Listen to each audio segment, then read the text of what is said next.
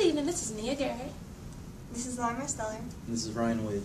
Tonight's top story is on Asian adults angered over adolescent attitudes. It turns out older adults are sick and tired of negative stereotypes and have finally had enough, speaking out, taking drastic measures for their voices to be heard. This story at 11. Now we go live to ask the younger generation what their perception is on long-term care facilities and to uncover whether these allegations have any merit. They help the people and they really try and do their job, even though when you go in there and visit, it kind of smells like old people and doesn't make people want to visit.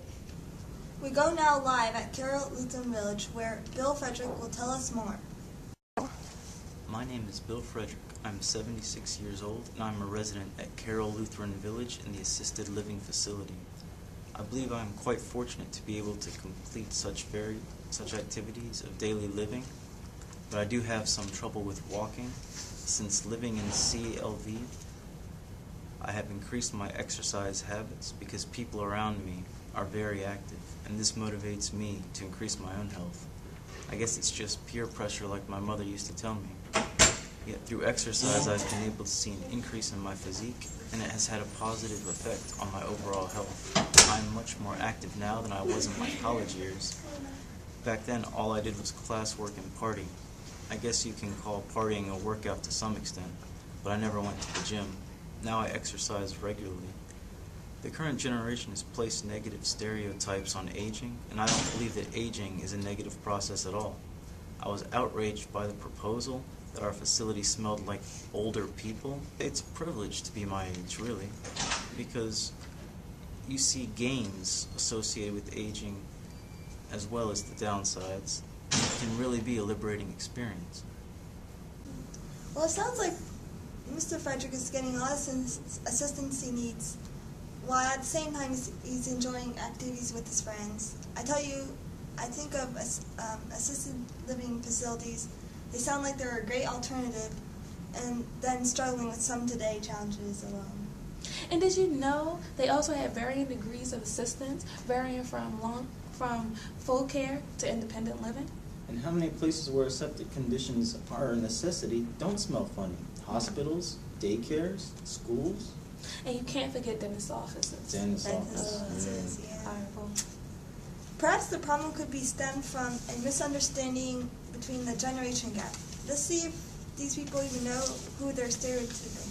My great-grandfather did before he died, because my great-grandmother wasn't able to take care of him because she was sick also.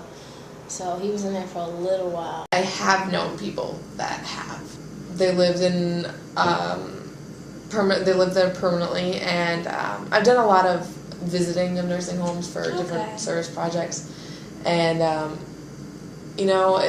I'm sure it's not easy. Yes, my grandma, who goes to Buckingham Solace in Frederick, Maryland. She lives in an assisted living area. Well, it sounds like almost everyone has known someone or another who has needed an assisted living. So there's no way that these younger people will be stereotyping their own friends and family, right? Come to think about it, I do it myself. When I run behind a car that's driving 15 miles under the speed limit, I sit there and I also think this is probably somebody's grandmother. You know, I do the same thing. When I'm behind a person at the grocery store, for some reason I feel like they're going to take forever. Well, I think it's all about healthy aging. Take my grandfather, for instance. He's 68. He still mows the lawn in July.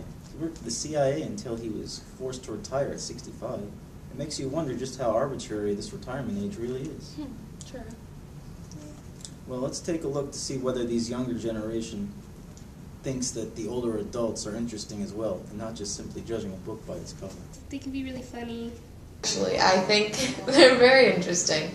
Older adults have lived their whole lives, and they, have stories, and I don't know. The only way to know for sure is to go right to the source. Hello, my name is Sarah Lee. I'm 71 years old, and I reside in Carroll Lutheran Village, an assisted living home facility. Just for the purpose to have someone monitor me and be on call if I have any difficulties. I recently moved here about 6 months ago because my children moved out of the state for job opportunities and there is no one to help me at home. I sold my house. It was about 3,000 square feet and I lived there all alone. So after I retired, I moved out and came here. I had a stroke about 2 years ago, which was quite minor, the doctors say. But ever since, I have been quite anxious that this would happen again. When I had my stroke, no one was home with me at the time. And if it wasn't for a visit I received by one of my neighbors, I may have died. So since this happened, I have changed my habits and exercise 3 times a week to keep me healthy, as well as changing my diet to a stricter one that my doctor recommended. The paranoia leads me to want to stay in an assisted living home since I don't have anyone to help me at home or to be able to check on me regularly. I am independent, but I would like to have extra assistance just in case I need it.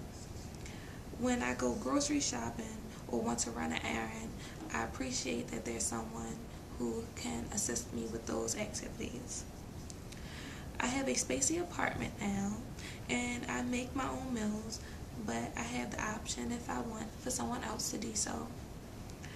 The nurses make sure that I have my medicine and take it on time, and I'm quite happy that everyone is here for me and it gives me a sense of security. That's it. Maybe the problem stems from not being educated in the senseless stereotypes of older adults. How much time do you think older adults spend with their immediate family? Well, my grandmother makes dinner every Sunday after church, and the family comes over. It's like a tradition. Well, I wish my grandmother would come over and make dinner every Sunday. Well, let's see what other people say about how much time older adults spend with their immediate families. Well, in my family, they spend all the time with their immediate family because they work together. So otherwise, probably not that much because their family's got stuff. So probably not as much as they would like. I think it all depends on, I guess, the family and their situation. I know with my family, we spent a lot of time with our grandparents. We were always at the house. I used to tell my mom that it was kind of like we got sucked back then because every time we try to leave, another conversation would start and we'd come right back in the house. I wonder what kind of activities young people think the older population engage in. I think it depends how much good health they're in. Like if they're still move pretty well and stuff, they can probably do the same stuff that we do, like swimming and yoga and maybe puzzles and stuff.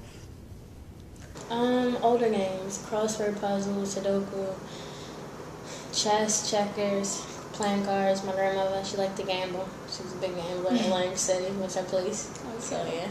Well, they do a lot of things, I think. They're pretty active, and they're do anything a normal adult would probably do. It's just they're a little more agile, and I don't know, they exercise. I took a gerontology class, and they were doing like muscle stuff and stuff.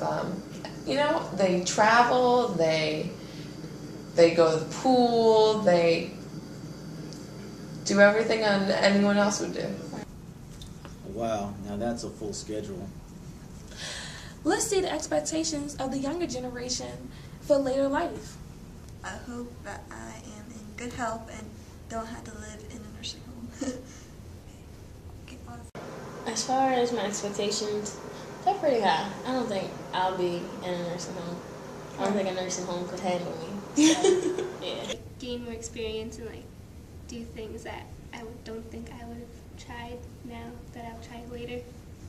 Ooh, well, hopefully, I have really no expectations because I can't even predict what I'm going to be doing tomorrow. But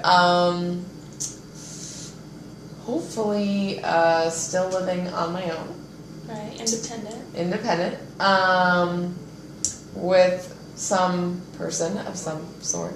still Your living. spouse. Okay. And doing normal activities. Right. And normal activities of daily living. Well, it looks like there are both pros and cons to aging, but the key is to age healthy. That's very true. The normative aging process is going to catch up to all of us sooner or later. Well, that sounds like they have something to suit for every need. That's unless, of course, I discover the fountain of youth. Contrary to what young adults believe, in reality, majority of older adults live independently and maintain close relationships with family and friends. Personality remains relatively stable throughout the lifespan. Therefore, the individuals continue to interact in the activities they were interested in their youth. They may have to select the activities in which they engage, and someone who was a football player can attend and watch football games. That's an example of the selectivity optimization compensation model. Yes, true. That's where older adults are active in the community and have lower rates of diagnosable depression than younger adults. Older adults have a strong sense of self. In healthy aging or senses, older adults experience both physical and cognitive changes. Some physical changes include hearing impairment, weakened vision, and the increasing probability of multiple chronic conditions such as osteoporosis, hypertension, heart disease, diabetes, and osteoporosis. Though these are risk factors, they do not affect the entire population, nor do they cease the activity of the older individuals. As we've seen today, many older adults are still active and vibrant in their communities. Once again, this is Nia Garrett, Laura Marsteller. Brian Wade. for the Action Aging News Team. Good night, everyone. Good night.